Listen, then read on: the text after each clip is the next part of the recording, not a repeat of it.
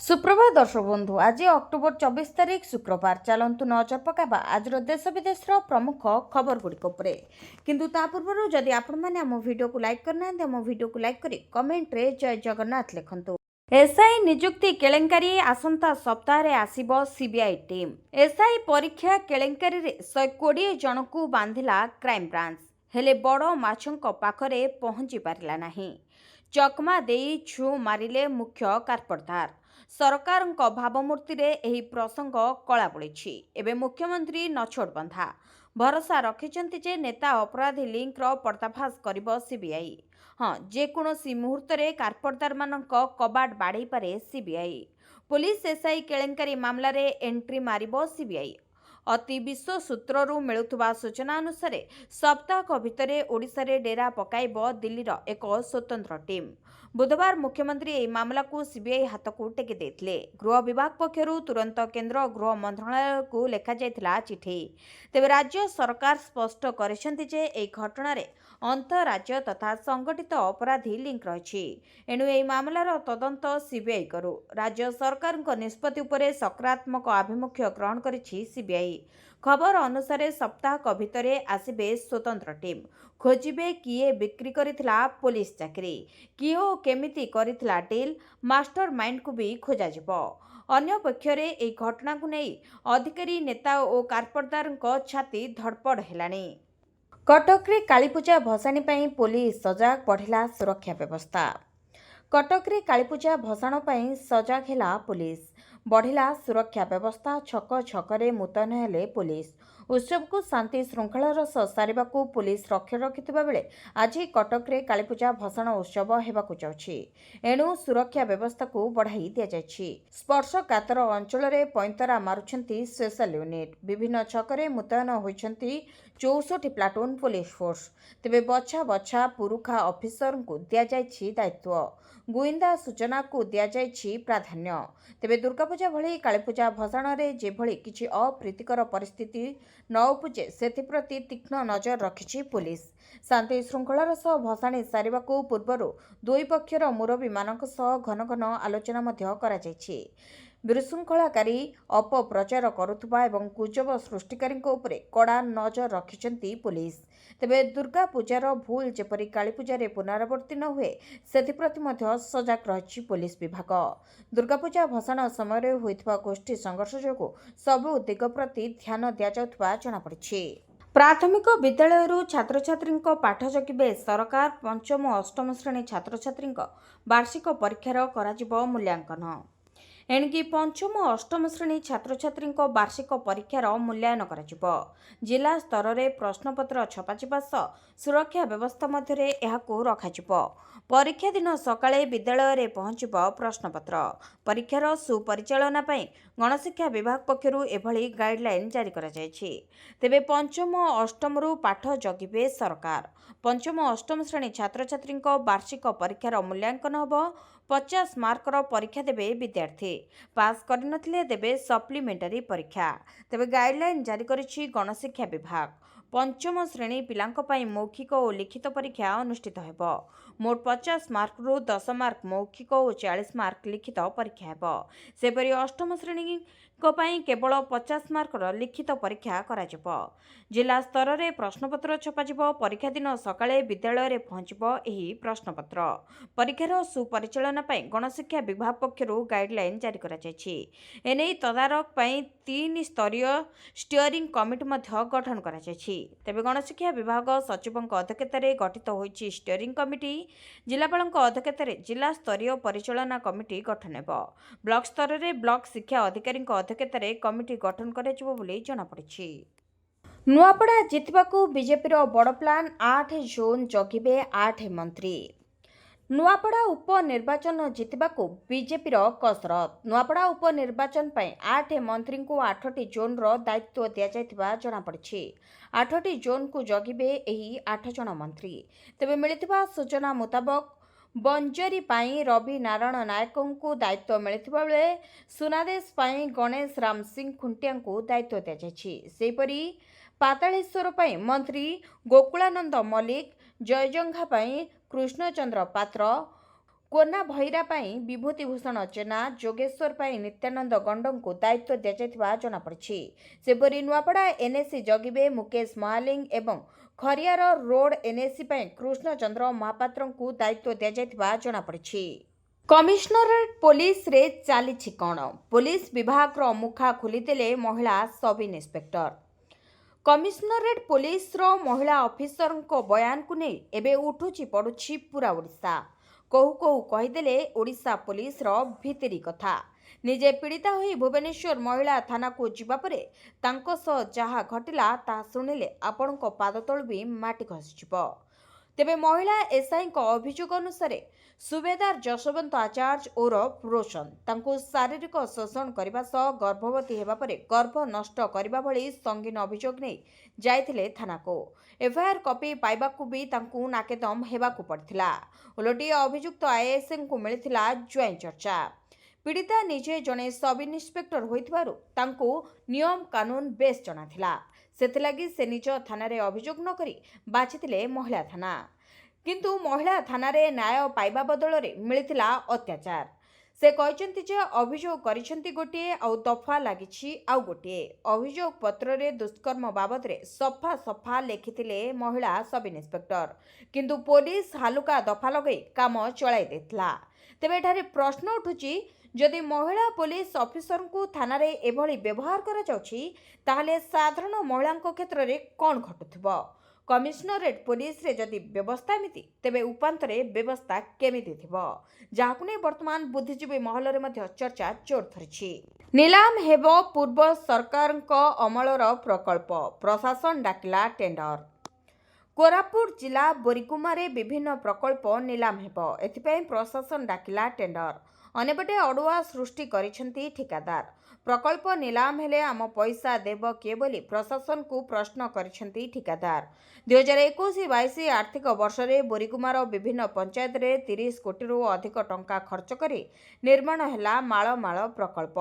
Food park, ଶିଳ୍ପ park, କୁକୁଡ଼ା ଓ ଗାଈ ଫାର୍ମ ଏମିତି ଅନେକ କିଛି।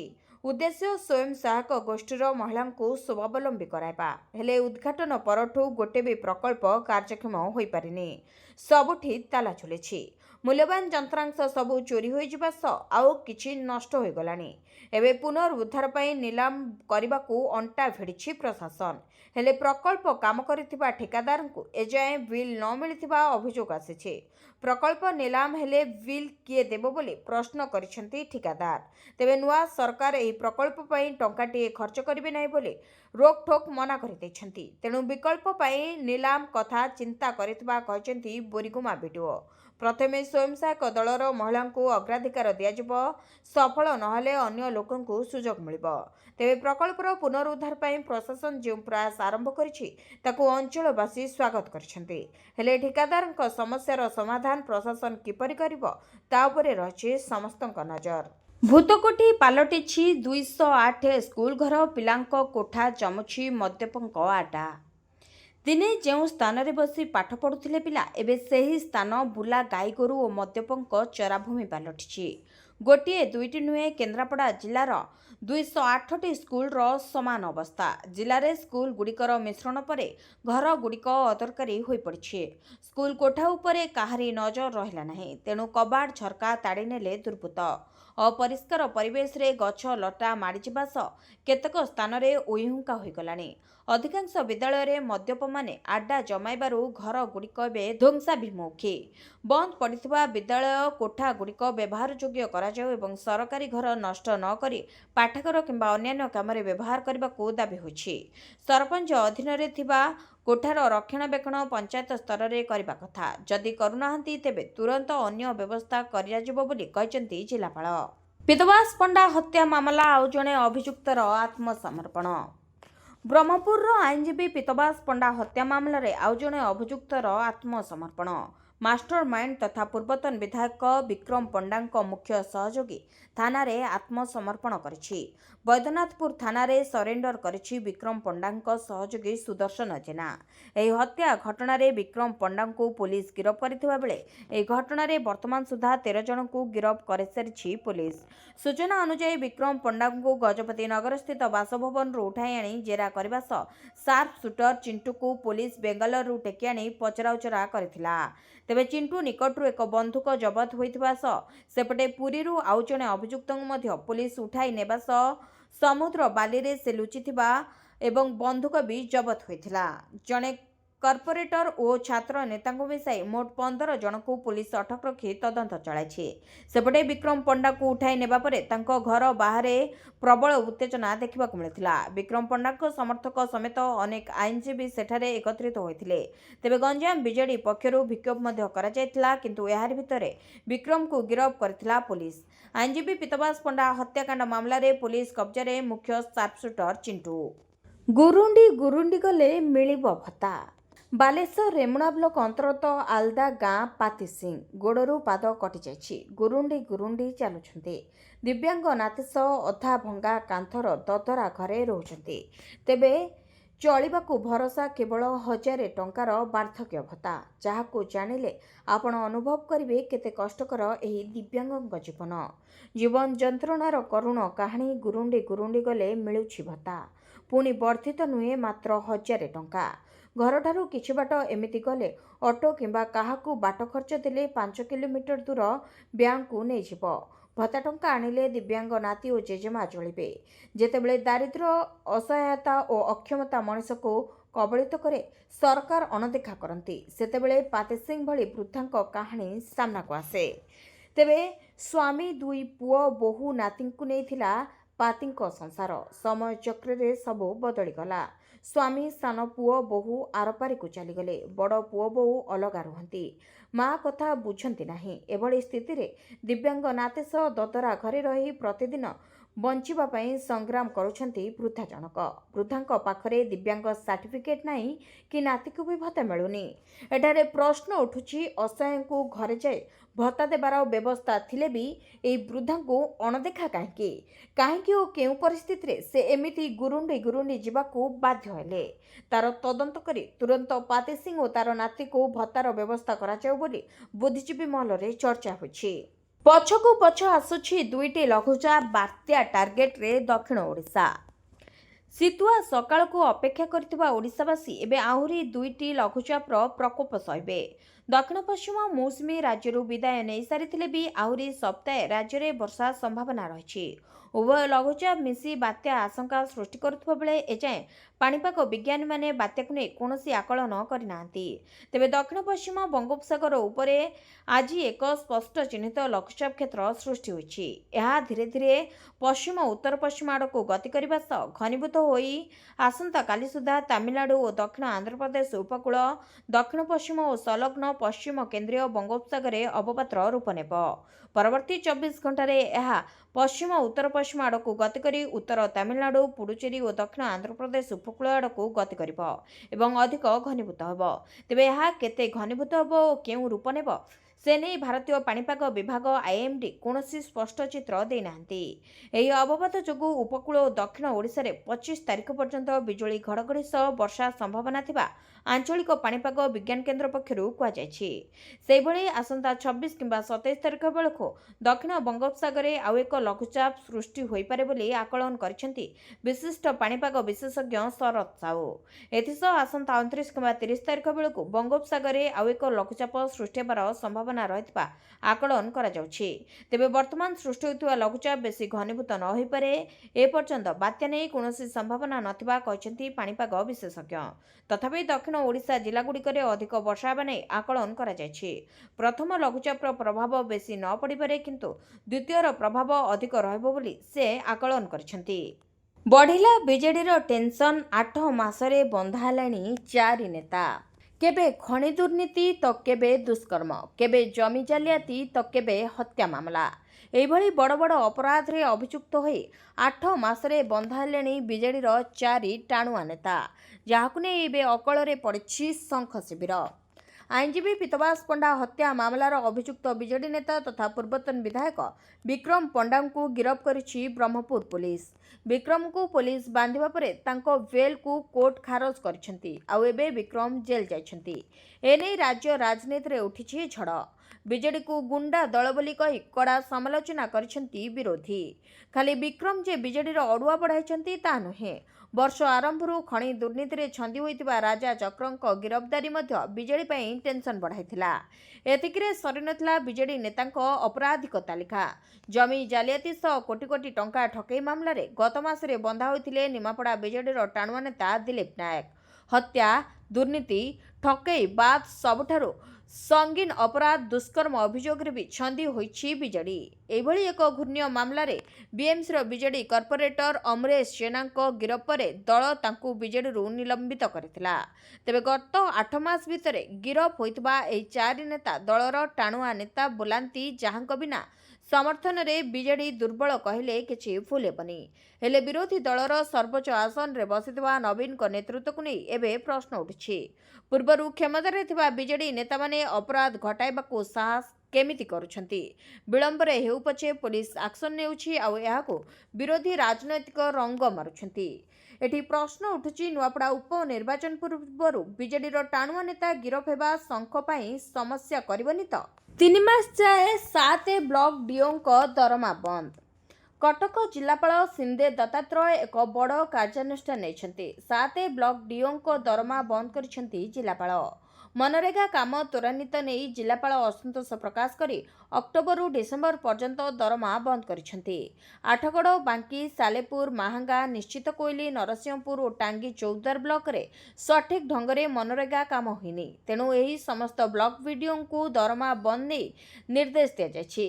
मनरेगा और रूराल हाउसिंग स्कीम रो कार्य रे अवहेला पाई सालेपुर वीडियो कड़ा कार्यानुष्ठान ग्रहण करिसेंती। सेपरि सालेपुर ब्लॉक रो assistant engineer, junior engineer, PEO एवं डीओ को दरमा बंद करिसेंती वीडियो। लक्ष्य पूरण न करिबा पर्यंत समस्त अधिकारी दरमा बंद हेबो।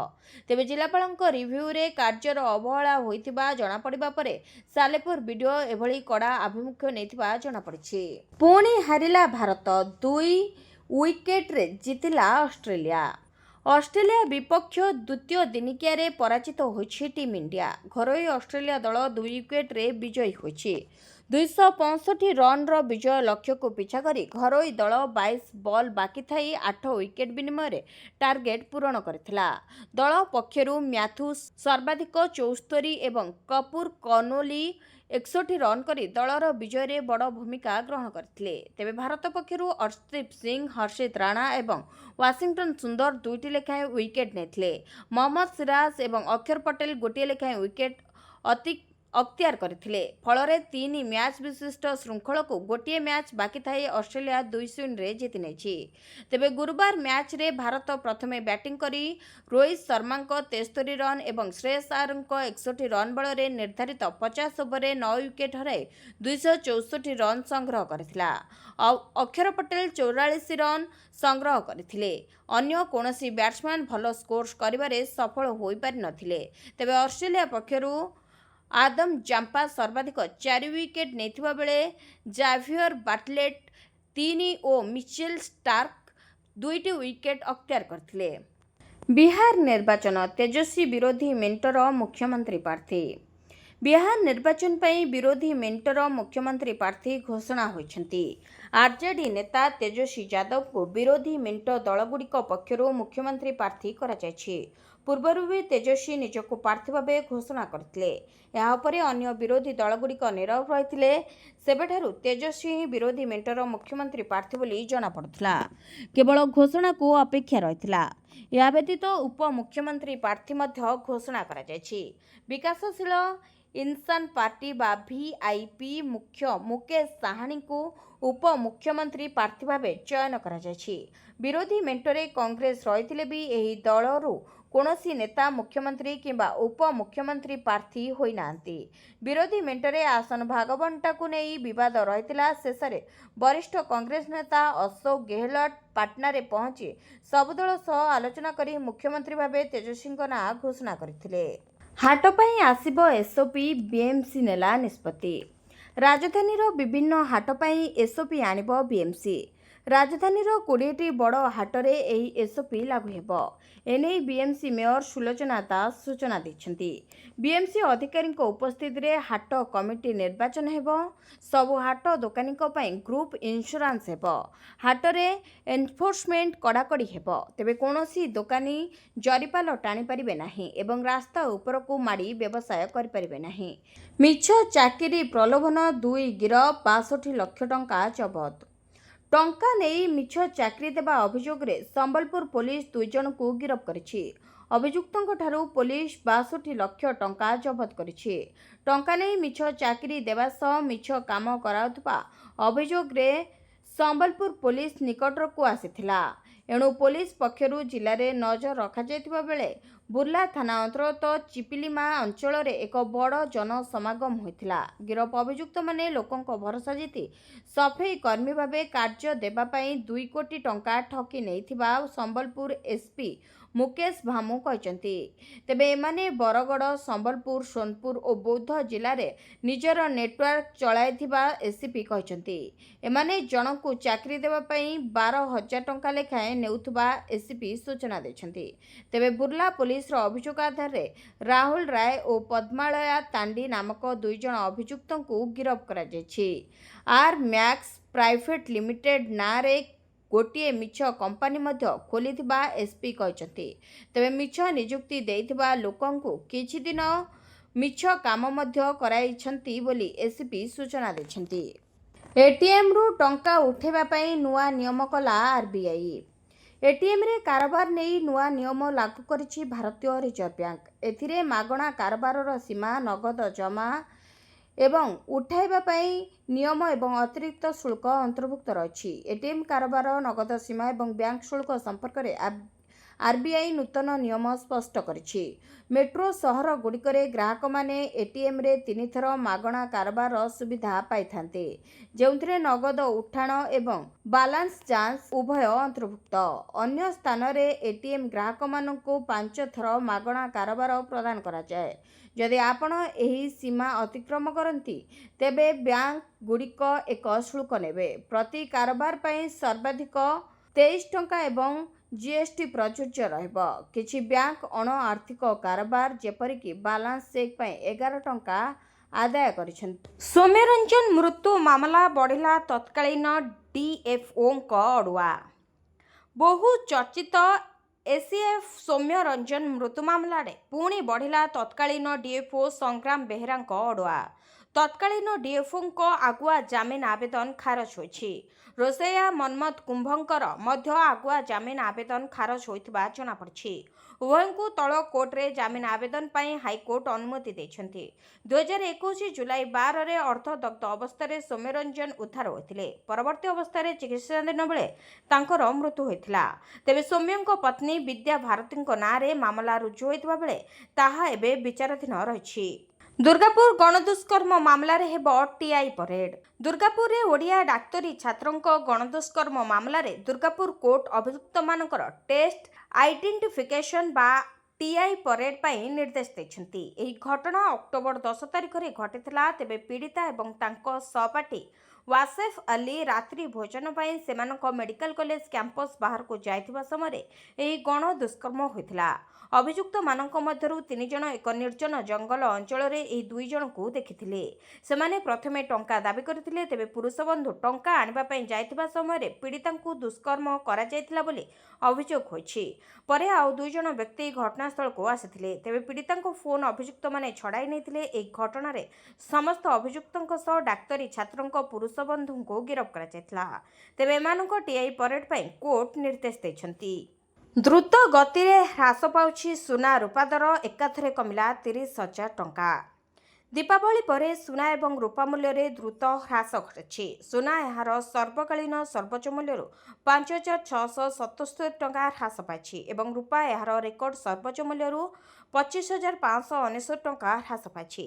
ତେବେ India bullion and jewellers association (IBJA) ଅନୁଯାୟୀ 10 ଗ୍ରାମ 24 କ୍ୟାରେଟ୍ ସୁନାର ମୂଲ୍ୟ 3,726 ଟଙ୍କା ହ୍ରାସ ପାଇ ବର୍ତ୍ତମାନ 1,23,907 ଟଙ୍କାରେ ରହିଛି। ସେହିପରି ରୂପା ମୂଲ୍ୟରେ ମଧ୍ୟ ବଡ଼ ପରିବର୍ତ୍ତନ ଦେଖିବାକୁ ମିଳିଛି। ରୂପା ମୂଲ୍ୟରେ 10,549 ଟଙ୍କା ହ୍ରାସ ପାଇ କିଲୋ ପ୍ରତି 1,52,501 ଟଙ୍କା ରହିଛି। ତେବେ ଭାରତରେ ସିଜନାଲ କ୍ରୟ ଶେଷ ହୋଇଛି। ଦୀପାବଳି ଭଳି ପର୍ବ ପରେ ଭାରତରେ ସୁନା ଏବଂ ରୂପା କ୍ରୟ ବନ୍ଦ ହୋଇଯାଇଛି। ଏହା ସୁନା ଏବଂ ରୂପାର ଚାହିଦାକୁ ହ୍ରାସ କରିଛି। ତେବେ ହଲମାର୍କ ସୁନା କିଣିବା ନିହାତି ଜରୁରୀ। ସର୍ବଦା ବ୍ୟୁରୋ ଅଫ୍ ଇଣ୍ଡିଆ ଷ୍ଟାଣ୍ଡାର୍ଡ ବା BIS ଦ୍ୱାରା ହଲମାର୍କ ହୋଇଥିବା ପ୍ରମାଣିତ ସୁନା କିଣନ୍ତୁ। ଏହି ସଂଖ୍ୟା ଅକ୍ଷର ସଂଖ୍ୟା ହୋଇପାରେ କିମ୍ବା ଏପରି କିଛି ହୋଇପାରେ। AZ4524 ହଲମାର୍କିଂରୁ ଜଣାପଡ଼େ ଯେ ସୁନା କେଉଁ କ୍ୟାରେଟ୍ର ବୋଲି। ତେବେ ଏହି ବର୍ଷ ପର୍ଯ୍ୟନ୍ତ ସୁନାର ମୂଲ୍ୟ 47,745 ଟଙ୍କା ବୃଦ୍ଧି ପାଇଛି। ଡିସେମ୍ବର 31, 2024ରେ 10 ଗ୍ରାମ 24 କ୍ୟାରେଟ୍ ସୁନାର ମୂଲ୍ୟ 76,162 ଟଙ୍କା ଥିଲା, ଯାହା ବର୍ତ୍ତମାନ 1,23,907 ଟଙ୍କାରେ ପହଞ୍ଚିଛି। ସେପରି ରୂପା ମୂଲ୍ୟରେ ମଧ୍ୟ 66,484 ଟଙ୍କା ବୃଦ୍ଧି ପାଇଛି। ଡିସେମ୍ବର 31, 2024ରେ ରୂପାର କିଲୋଗ୍ରାମ ପିଛା ମୂଲ୍ୟ 86,017 ଟଙ୍କା ଥିବାବେଳେ ବର୍ତ୍ତମାନ ରୂପା କିଲୋଗ୍ରାମ ପ୍ରତି 1,52,501 ଟଙ୍କା ହୋଇଛି।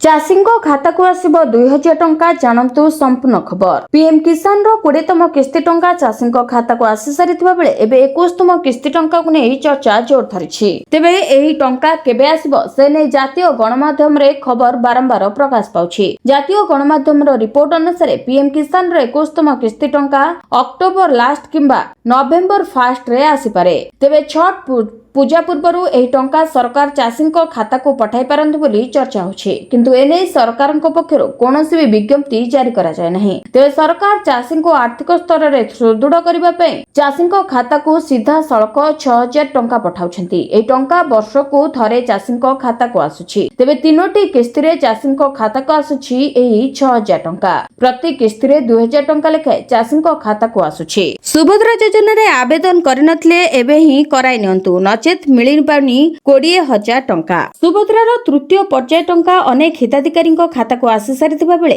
ଏବେ ବି କିଛି ହିତାଧିକାରୀ ଏହି ଟଙ୍କାରୁ ବଞ୍ଚିତ ଅଛନ୍ତି। ତେବେ ଯେଉଁ ହିତାଧିକାରୀ ସୁଭଦ୍ରା ଟଙ୍କାରୁ ବଞ୍ଚିତ ଅଛନ୍ତି ସେମାନେ ତୁରନ୍ତ ଏବେ ହିଁ ସୁଭଦ୍ରା ଅଭିଯୋଗ ପୋର୍ଟାଲରେ ଆବେଦନ କରାଇ ନିଅନ୍ତୁ। କାରଣ ସୁଭଦ୍ରା ଅଭିଯୋଗ ପୋର୍ଟାଲ ଖୋଲି ସାରିଛି। ଏବେ ହିଁ ଆପଣ ଆବେଦନ କରିଲେ ଆପଣଙ୍କୁ 20,000 ଟଙ୍କା ମିଳିବ। ତେବେ ଆପଣ ଆବେଦନ କରିବା ପୂର୍ବରୁ ଆପଣ ଜଣେ ଯୋଗ୍ୟ ହିତାଧିକାରୀ ହୋଇଥିବା ଆବଶ୍ୟକ। ତେବେ ସୁଭଦ୍ରା ଅଭିଯୋଗ ପୋର୍ଟାଲରେ ଆବେଦନ ନ କଲେ ଆପଣଙ୍କୁ ମିଳି ନପାରେ 20,000 ଟଙ୍କା। ସେହିପରି ଯେଉଁମାନଙ୍କୁ 21 ବର୍ଷ ବୟସ ହୋଇଛି ସେମାନେ ମଧ୍ୟ ଏହି ସୁଭଦ୍ରା ଯୋଜନାରେ ଆବେଦନ କରିପାରିବେ ଏବଂ ସରକାରଙ୍କ ଏହି ସୁଭଦ୍ରାର ଲାଭ ଉଠାଇ ପାରିବେ। ଭିଡିଓଟିକୁ ଶେଷ ଯାଏ ଦେଖିଥିବାରୁ ଆପଣଙ୍କୁ ଧନ୍ୟବାଦ। ଯଦି ଆପଣମାନେ ଏପର୍ଯ୍ୟନ୍ତ ଆମ ଭିଡିଓକୁ ଲାଇକ୍ କରିନାହାନ୍ତି, ଆମ ଭିଡିଓକୁ ଲାଇକ୍ କରି କମେଣ୍ଟରେ ଜୟ ଜଗନ୍ନାଥ ଲେଖନ୍ତୁ। ଏଥିସହିତ ଆମ ଚ୍ୟାନେଲକୁ ସବସ୍କ୍ରାଇବ୍ କରି ପାଖରେ ଥିବା ବେଲ୍ ଆଇକନକୁ ପ୍ରେସ୍ କରନ୍ତୁ।